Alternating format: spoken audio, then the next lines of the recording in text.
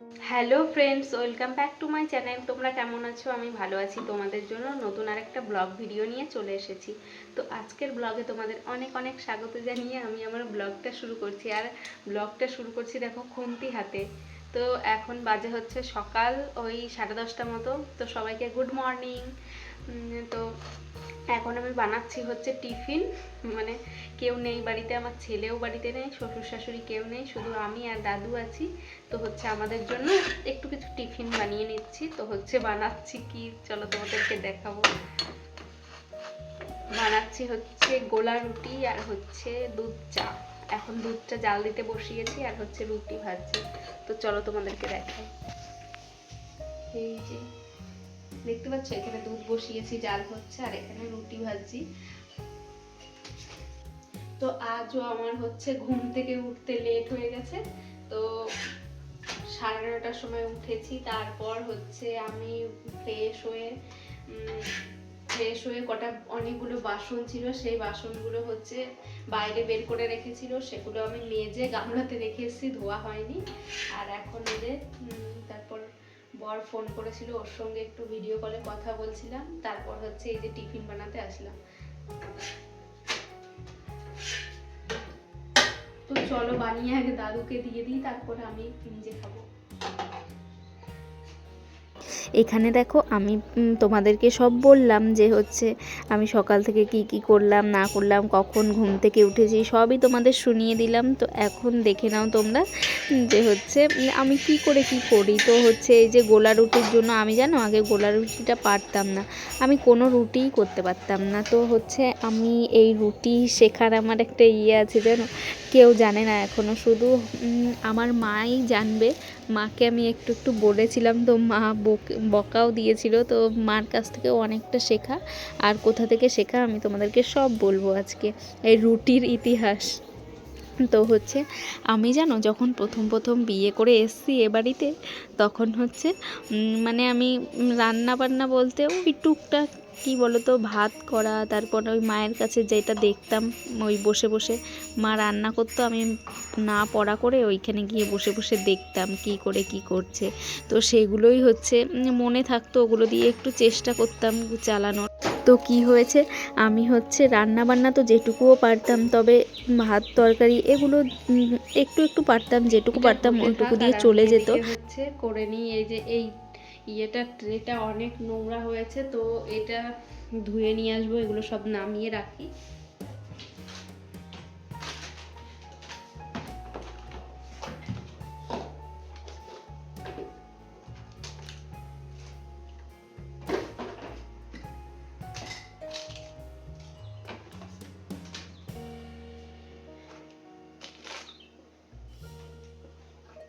তো দেখো কতটা নোংরা হয়েছে, এগুলো সব তেল মশলা পড়ে পড়ে, কালো জিরে জিরে এগুলো সব পড়ে পড়ে এরকম হয়েছে। তো রুটিটা আমার শ্বশুরমশাই যেহেতু ভালো খেত, আর কেউই সেরকম খেতে চায় না, আর দাদু খায়। তো আমি তো রুটি আগে থেকেই, আমার বিয়ের আগে থেকেই একদম অপছন্দ রুটি। আমি রুটি মনে হয় আমি গিলতেই পারতাম না আগে, এরকম মনে হতো, ভাল লাগতো না, রুটি খেলে ঘুম আসতো না, এরকম মনে হতো জানো। আমাদের ও বাড়িতে কী করতো, যখন রুটি হতো আমার জন্য দিদির জন্য, তো ভাত করতো, আমরা ভাত খেতাম, সিদ্ধ ভাত হোক যাই হোক আমরা খেতাম। তো এখানে এসে দু একদিন রুটি করতে বলতো। আর আমার শাশুড়ি মা না একবার আমার মানে ননদের বাড়িতে বেড়াতে গেছিলো, ননদ এসেছিলো, তখন আমার শাশুড়ি মাকে বলেছিল চলো আমার সঙ্গে কদিন ঘুরে আসবে। তো আমার হচ্ছে ননদও মানে নিয়ে গেছিলো, আমার শাশুড়ি মা রাজি হওয়াতে। তো হচ্ছে কদিন পরেই না লকডাউন হয়ে গেছিলো। তো তখন তো সবাই জানো তোমরা, লকডাউন হয়েছিল। তো লকডাউন হয়ে গেছিলো, আর এদিকে হচ্ছে কি বলবো তোমাদেরকে, আমি তো সেরকম কিছুই পারতাম না। তবে হচ্ছে রুটিটা কি করে করব, ওইটুকু ভাত তরকারি তো চালিয়ে দিতাম, রুটিটাকে নিয়েই প্রবলেম হতো। তো আমি রুটিটা শিখতে পারতাম না, করতে পারতাম না, বেলতে পারতাম না, আটাটা মাখলে হয় শক্ত হয়ে যেত, নাহলে নরম হয়ে যেত, বেললে গোল হতো না, রুটি ঘুরতো না, ফুলতো না, শক্ত হয়ে থাকতো রুটি সেঁকে নেওয়ার পরে। তো হচ্ছে কি করব আমি না, এখন ভালো লাগে না আমার। আমি যদি একটা জিনিস আমি চাই না যে আমি করব, এই জিনিসটা কেন আমার হচ্ছে না, ওটা আমি শিখে তারপরই ছাড়বো। কেন হচ্ছে না আমার কাছে, এই রকমটা মনে হয় বারবার, ওটাই মাথায় ঘুরপাক খায়। তো হচ্ছে তারপর কি করলাম, আমি তখন আমার তখন ফোনও ছিল না জানো, আমার তখন কোনো ফোনই ছিল না। তো আমার অনেক ছোটোবেলাতে বিয়ে হয়েছে, তখন আমার ফোন ছিল না। তো তখন আমার বরের কাছ থেকে ফোন নিয়ে লুকিয়ে, ও যখন বাড়ি থাকতো না, হয়তো ও ছুটির দিনে খেলতে যেত, ও যখন হচ্ছে মানে কি বলবো, ও তো সারাদিন হচ্ছে ফোন নিয়েই যেত কাজে, ও হচ্ছে তখন কাজ করতো শপিং মলে। তো সকাল থেকে সেই রাত্রির পর্যন্ত, রাত্রি 9টায় বাড়ি আসতো, তখন আমি ফোন পেতাম না হাতে, কিছুই না, এরকম করে দিন কাটাতাম। তো হচ্ছে তারপর যখন বর ওই রবিবার করে হচ্ছে ছুটি পেত, আর আমি কি করতাম জানো, ফোনটাকে নিয়ে দেখতাম কি করে রুটি তৈরি করে, কি করে রুটি ফোলে, এগুলো সব শুনতাম। মানে কেউ যখন বাড়ি থাকতো না, ফোন দেখে দেখে কি করতাম, আটাটাকে মাখতাম, মেখে তারপর হচ্ছে রুটি তৈরি করতাম। ভালো হলে কি করতাম বলো, রেখে দিতাম।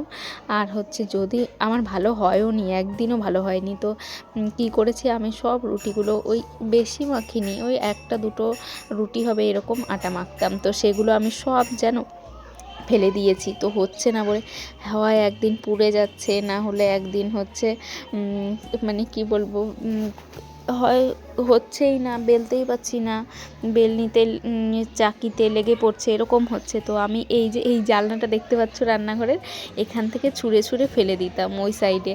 বা হচ্ছে ওই বালতি ছিল, নোংরা ফেলার বালতি, ওই বালতির মধ্যে জলের মধ্যে ফেলে দিতাম, যেটা নোংরার জলটা ফেলি ওইটাতে ফেলে দিতাম, তাহলে রুটিটা ভিজে হয়ে যাবে। কোনো দিন আটা মেখেও ওরকম ফেলে দিতাম, কেউ যেন মানে বকা যেন না খাই যে রুটি করে ফেলছে, কাউকে দেখাবো না। এটা হচ্ছে আমি নিজে শিখবো, মানে ফোন দেখে শিখতে পাচ্ছি না জানো না, অনেকটা তবু শিখেছি ফোন দেখে ইউটিউব দেখে। সবাই বলে ইউটিউব দেখে শেখা যায় না, ইচ্ছা থাকলে শেখা যায় জানো।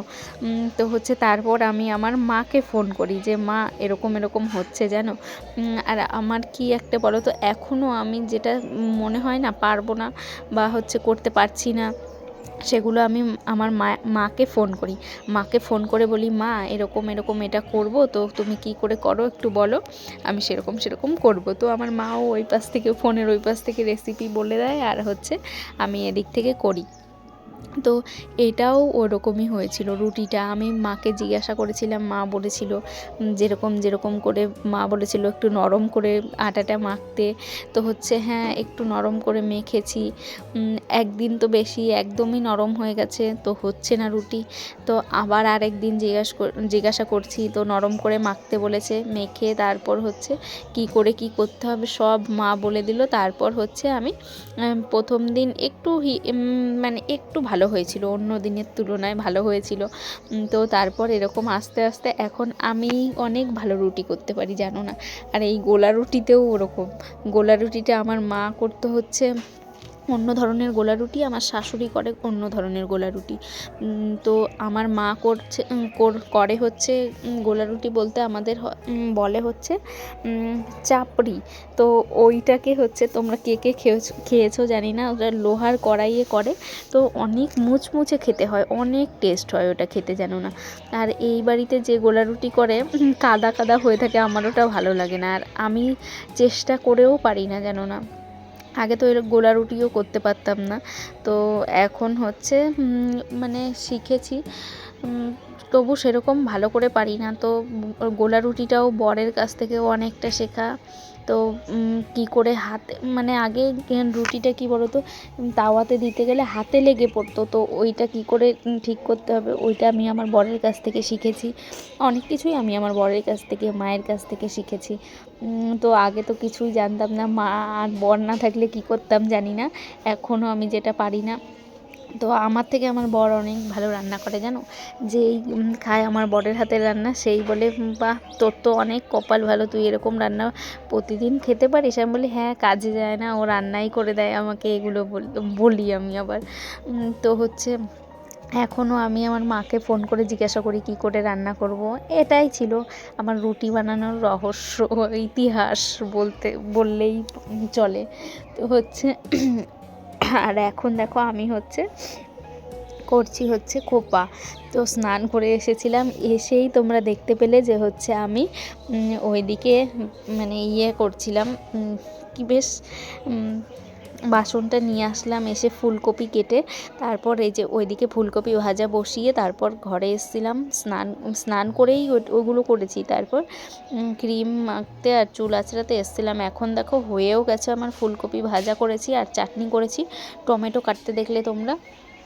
আর এই ভাতটা আমি আজকে করিনি, কালকের দেখি ভাত ছিল, তো শীতের দিন না ভাতটা নষ্ট হয় না একটুকু, ওটাই একটু জল দিয়ে গরম করেছি, বেশ সুন্দর ঝুরঝুরে ভাত হয়েছে। আর এই যে চাটনিটা অল্প করেই করলাম। তো আমি আর দাদু যেহেতু খাবো, তো আমি না খেতেই পারিনি, এই চাটনিটা বলো ভাত বলো কিছুই খেতে পারিনি। তো তোমাদেরকে তো পরে বলবো কেন খেতে পারিনি। তো আমি খেতে পারিনি মানে 2-1 গ্রাস খেয়েছিলাম, তারপর আর পারিনি খেতে। তো এখন এই যে ভাতটা বেড়ে আগে দাদুকে দিয়ে আসবো, আর ওই পাশের থালাটা আমি নিয়ে চলে যাব।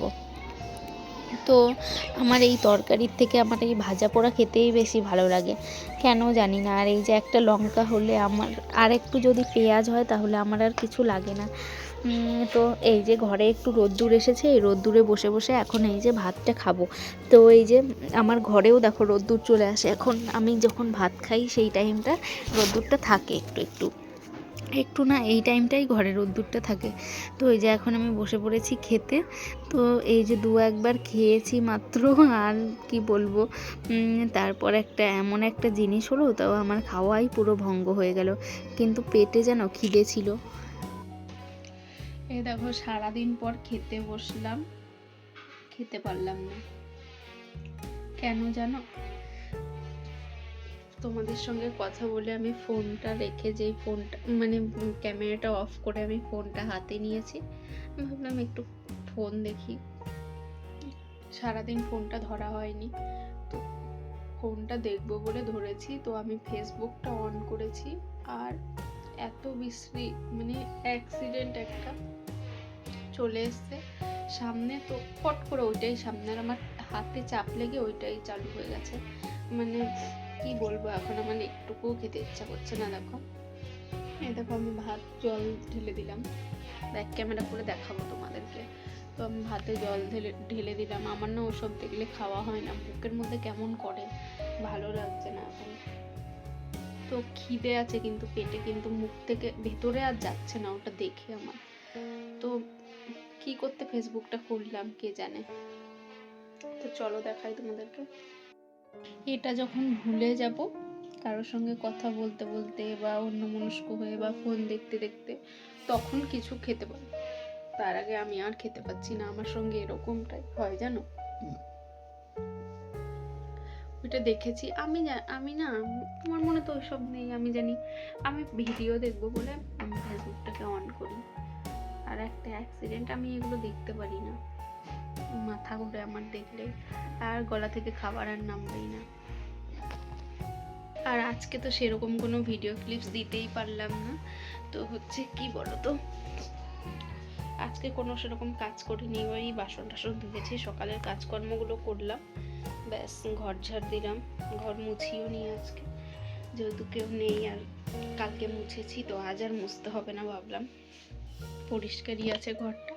তো ওই কারণে হচ্ছে আমি আর আজকে ঘর মুছলাম না। আর রান্না বান্না তো তোমরা দেখলেই, ভাতও করিনি আমি, ভাতটা যেন ছিল কালকের, অনেকটা ভাত ছিল, তো দুজনের হয়েও এতটা মতো আছে।